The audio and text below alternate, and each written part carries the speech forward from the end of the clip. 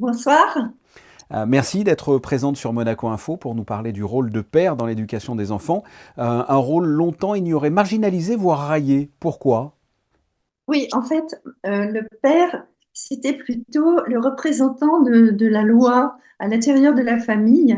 C'était plutôt un personnage extérieur à la famille. En fait, il intervenait très peu auprès de l'enfant, directement auprès de l'enfant. Donc, il symbolisait plutôt la loi, l'interdit, et il y avait cette idée que le père n'était pas celui qui allait donner de l'affection, de l'émotion. Euh, c'était un personnage qui était un petit peu étranger à cette sphère familiale de l'intimité qui était réservée aux femmes. Et donc, longtemps, on a présenté l'homme comme un personnage incompétent auprès du tout petit, qui n'avait pas sa place au moment de la naissance. Et on sent bien à quel point, aujourd'hui, c'est important d'aller vers ce que moi j'appelle la paternité relationnelle impliquée, qui est très différente de la paternité institutionnelle. Vous avez d'ailleurs fait partie dans les années 2000 des défenseurs du premier congé paternité en France. 25 ans plus tard, où en sont les mentalités autour de cette parité parentale? Eh ben, on sent bien à quel point il y a des attentes de la part des jeunes générations pour concilier le moins mal possible le travail et la famille quand ils deviennent parents. Et on sent bien à quel point il y a une demande de la part des hommes d'être plus présents et plus reconnus dans leur place active, positive au sein de la famille. En même temps, la société ne favorise pas cette implication parce que les entreprises ont du mal à considérer que le travailleur est aussi un père. Et donc, on sent bien que c'est très important d'aller vers l'allongement du congé de paternité, la reconnaissance de l'importance du rôle du père auprès du tout petit et tout au long de l'éducation de l'enfant, et dans le sens de la création d'un lien fait d'estime de soi et de respect d'autrui, et qui va permettre à l'enfant de construire sa personnalité. Et on sent bien que les hommes sont demandeurs à ce niveau-là. On parle beaucoup d'instinct maternel, mais l'instinct paternel est lui aussi bien présent. Et c'est intéressant de rappeler que l'on soit une femme ou un homme, eh bien, lorsque l'on tient son nouveau-né dans les bras, on sécrète de l'ocytocine, l'hormone du lien, qui donne envie aux parents de prendre soin de leurs enfants, une impulsion innée et inconsciente.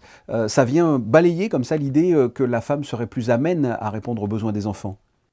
Exactement. Et ça, toutes les expériences neurobiologiques vont dans ce sens-là, à savoir que bah, il y a des transformations hormonales qui se font du côté de l'homme pendant la grossesse et pendant l'accouchement, et tout ça va dans le bon sens, dans le sens où, eh bien, on s'aperçoit à quel point c'est important de laisser le père s'approcher du tout petit, là où avant, on avait le sentiment que s'il le prenait dans les bras, il allait le faire tomber, tellement la conception de la virilité était éloignée de cette proximité avec le tout petit, avec le vivant, avec la vie. Je fais référence à votre livre intitulé Instinct paternel.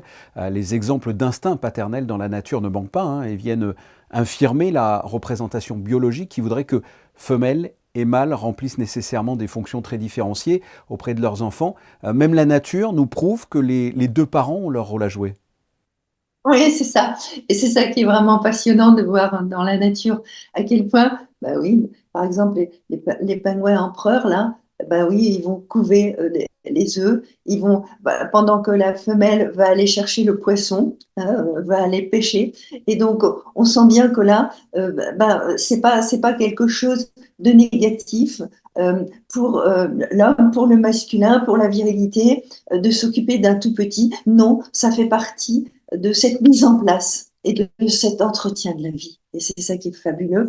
Et je suis heureuse qu'on puisse aller dans ce sens-là aujourd'hui, mais il faudrait aménager plus les institutions, les lois, pour favoriser encore plus cette implication du père auprès du tout petit, et dans cette capacité à créer le lien et à maintenir le lien, d'autant plus qu'il y a des séparations, et c'est le maintien du lien qui va permettre aussi à la paternité de, de se construire, bien sûr, de s'entretenir, d'entretenir le lien et en même temps de le maintenir. Et ça, c'est fondamental pour le développement de la personnalité de l'enfant.